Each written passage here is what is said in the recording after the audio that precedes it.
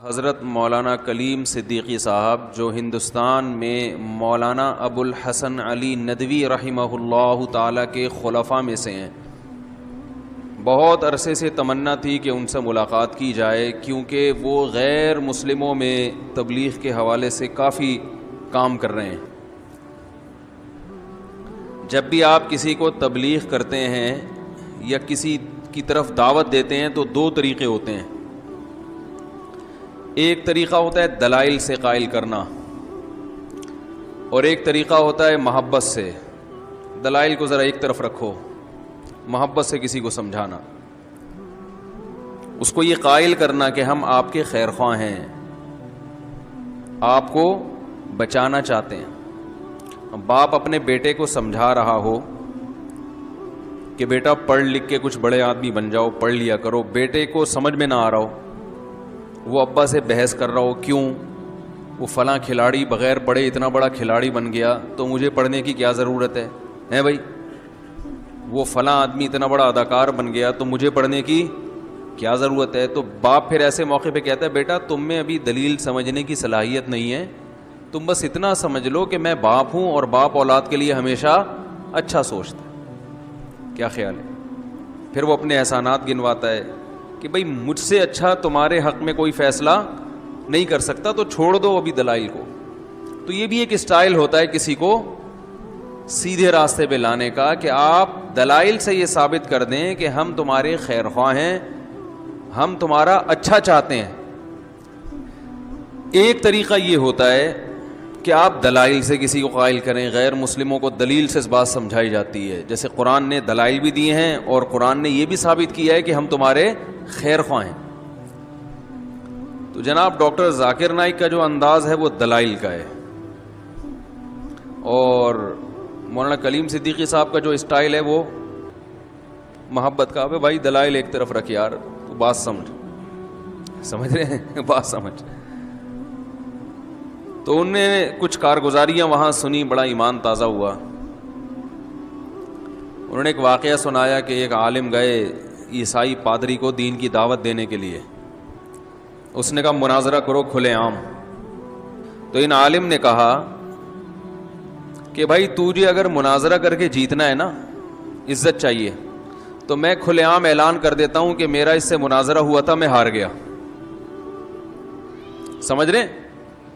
میرا اس سے مناظرہ ہوا تھا اور وہ مناظرہ میں ہار گیا، تیری عزت ہو جائے گی، میں ذلیل ہو جاؤں گا۔ یہ چاہتا ہے نا، تو یہ میں پہلے ہی تیار ہوں اس کے لیے۔ لیکن میں تجھے ایک بات بتا دوں کہ آخرت میں تیری بخشش ایمان کے بغیر نہیں ہوگی، یہ تو سمجھ لے۔ میں تو ہار جاؤں گا، تیری عزت ہو جائے گی۔ مسلمانوں کا عالم ہار گیا اور ایک پادری جیت گیا، وہ میں بغیر مقابلے کے ہی اعلان کر دوں گا۔ لیکن تو یہ سوچ کہ کیا آخرت میں تیری بخشش ہو جائے گی اس دین کے ساتھ جس کو تو فالو کر رہا ہے؟ کیا یہ اسلام کے مقابلے میں ہو سکتا ہے؟ تو وہ پادری کی سمجھ میں بات آ گئی اور الحمدللہ اس نے اسلام قبول کر لیا۔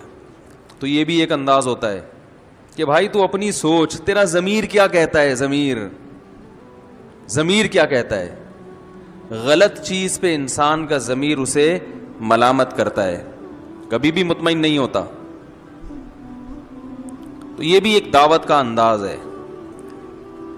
بڑے عرصے سے تمنا تھی کہ حضرت سے ملاقات کی جائے، ان کے طریقہ کار کو سمجھا جائے۔ تو انڈیا اور پاکستان سوکنے ہیں، دو سوکنوں کو ایک گھر میں رکھو تو وہ تو رہ لیں گی، مگر پھر آپ نہیں رہ سکتے۔ رہنا چاہتے ہو تو ہیلمٹ پہن کے رہ سکتے ہو، آپ ہیلمٹ پہنو گھر میں داخل ہو۔ سمجھ رہے؟ ہیلمٹ کا جو مقصد ہے نا، صرف بائک پہ زخمی ہونے سے نہیں بچاتا ہے، 4 شادیوں والوں کے لیے بھی ہیلمٹ بے انتہا ضروری ہے، حقیقت ہے یہ۔ تو انڈیا اور پاکستان آپ کو پتہ ہے کہ جمع نہیں ہوتے، لیکن عوام ایک دوسرے سے بہرحال محبت کرتی ہے۔ تو پھر ان کے لیے ملاقات کی بہترین جگہ یا تو دبئی ہے یا ملیشیا۔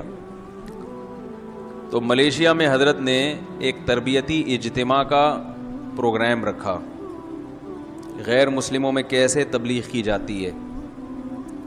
تو پھر ہم نے کہا یہ تو بہت اچھی ایک ورک شاپ ہے باقاعدہ 3 دن کی، اس میں شرکت بھی ہو جائے گی، حضرت سے ملاقات بھی ہو جائے گی۔ تو پتلی گلی سے نکل لیے ہم، تو وہاں بہت کچھ سیکھنے کا موقع ملا۔ بہت سارے غیر مسلم تھے جنہوں نے اپنی کارگزاریاں سنائی، کوئی 27 سال پہلے مسلمان ہوا، کوئی 20 سال پہلے، کوئی 15 سال پہلے، اور مختلف زبانوں کے۔ اور کمال کی بات یہ کہ جو بھی مسلمان ہوا وہ خود مبلغ بن گیا، داعی بن گیا۔ میں نے تو ایک ہی انٹرویو نشر کیا تھا، واقعی تو بہت سارے تھے۔ بہت ساروں نے انٹرویو اس لیے نہیں دیے کہ ان کے لیے پھر مسائل کھڑے ہو سکتے تھے، ورنہ ایسی زبردست کارگزاریاں تھیں کہ ان کو اگر سنایا جائے، ان کے انٹرویو انہی کی زبان میں اگر سنایا جاتا تو ایمان تازہ ہو جاتا ہے انسان کا۔ تو وہ غیر مسلموں میں گشت بھی کرتے ہیں۔ ہم نے کہا چلو تبلیغی گشت تو ہم نے دیکھا ہے، یہ والا بھی دیکھ لیتے ہیں۔ تو اس کا ایک خاص طریقہ ہوتا ہے کہ بھائی جو بھی جان پہچان والے ہیں غیر مسلم، ان سے ٹائم لیا، ان کے پاس گئے، تو جو متکلم تھے انہوں نے جو متکلم تھے وہ وہی تھے جو پہلے غیر مسلم تھے پھر مسلمان ہوئے تھے، کیونکہ وہ ان کی زبان زیادہ اچھی طرح جانتے۔ وہ ہندی الفاظ جو ہے نا، ہم تو نہیں جانتے نا ہندی کے پورے وہ چمتکار جانتا ہوں بس میں، ایک چمتکار اور 2-4 ایسے الفاظ۔ تو وہ جب انہی کی زبان میں بات کرتے ہیں تو ایک طبیعت مائل ہوتی ہے کہ یار یہ تو ایک سکھ تھے جو مسلمان ہوئے، انہوں نے بتایا کہ میں جب سکھوں میں تبلیغ کے لیے گیا تو میں نے انہی کے ساری ٹرم استعمال کی، تو وہ حیران ہو گئے کہ یہ حلیہ تو تمہارا مسلمانوں جیسا لگ رہا ہے اور بات چیت بالکل ہماری۔ تو بات سننے کے لیے تیار ہوتا ہے انسان۔ وما ارسلنا من رسول الا بلسان قومه ليبين لهم، فرمایا ہم نے جو پیغمبر بھی بھیجا انہی کی قوم میں سے بھیجا ہے، بلسان قومه، انہی کی قوم کی زبان دے کے بھیجا ہے۔ تو جس قوم کو تبلیغ کی جائے اسی کے لب و لہجے میں، اسی کی زبان میں اگر کی جائے گی تو فائدہ زیادہ ہوگا۔ یہ ایک اہم چیز ہے سیکھنے کو ملی۔ تو اس طرح سے تبلیغ کے لیے نکلتے تھے، ان کو جمع کر کے ان سے بات کرتے تھے۔ تو میں نے بھی ایک چیز نوٹ کی کہ غیر مسلم بات سننے کے لیے تیار ہیں، ان کو بتانے والا کوئی نہیں ہے۔ آدھا گھنٹہ بھی ان سے بات ہوئی ہے، انہوں نے غور سے سنا ہے۔ یہ جو ہم ایک ہی لاٹھی سے سب کو ہانکتے ہیں یہ غلط ہے۔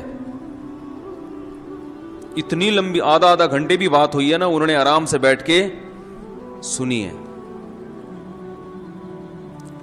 یہ ایک بڑا تجربہ تھا جو سامنے آیا کہ بھئی ایسا بھی نہیں ہے کہ جو ہم یہ سمجھتے ہیں کہ یہ نفرت کرتے ہیں مسلمانوں سے، یہ بات سننے کے لیے تیار نہیں، ایسا نہیں ہے، سننے کے لیے تیار ہیں، بشرطے کہ بات تمیز سے پیش کرنے والا ہو کوئی۔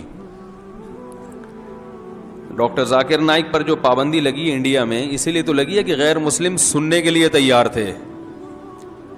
سمجھ میں آ رہی ہے بات؟ اگر غیر مسلم ان کی بات سننے کے لیے تیار نہ ہوتے تو پھر پابندی لگتی نہیں، لگانے کی ضرورت ہی نہیں ہے۔ سن رہے ہیں تبھی تو پابندیاں لگ رہی ہیں کہ بھائی یہ تو ہمارے لوگ ان کی سن رہے ہیں۔ تو بہت نرم انداز سے، بہت محبت کے ساتھ ان کو سمجھایا جاتا، اسلام کا تعارف کروایا جاتا کہ بھئی ہمارے تمہارے درمیان قدر مشترک کیا ہے۔ سکھوں کو بتایا جاتا کہ تم بھی اصل میں ایک خدا کے ماننے والے ہو، ہم بھی ایک کے ماننے والے ہیں، تو پھر ایک ہی پہ آ جاؤ نا، کیا خیال ہے بھائی؟ اسی پہ آ جاؤ۔ تو